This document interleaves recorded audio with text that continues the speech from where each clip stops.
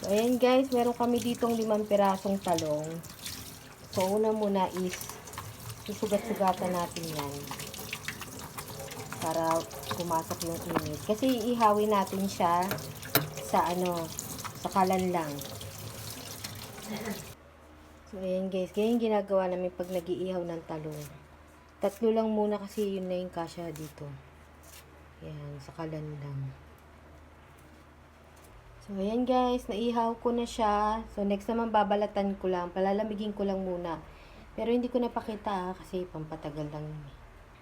So, ayan na siya guys, nabalatan ko na. So, ayan guys, yung talong, dinurog-durog ko lang gamit ng kutsara at saka tinidor. Ganyan-ganyan nyo lang.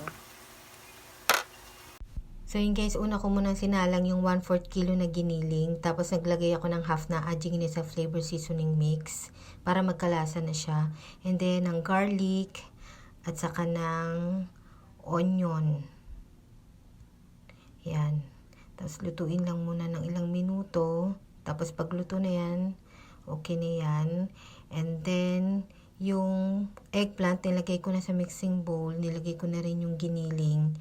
Tapos yung spring onion. Tapos 3/4 cup na breadcrumbs. Kung wala kayong panukat, kahit tansyahin nyo na lang guys. Tapos nilagay ko yung half ng adjigini sa flavor seasoning mix. Tapos 1 egg. Tapos naglagay din kami ng pepper.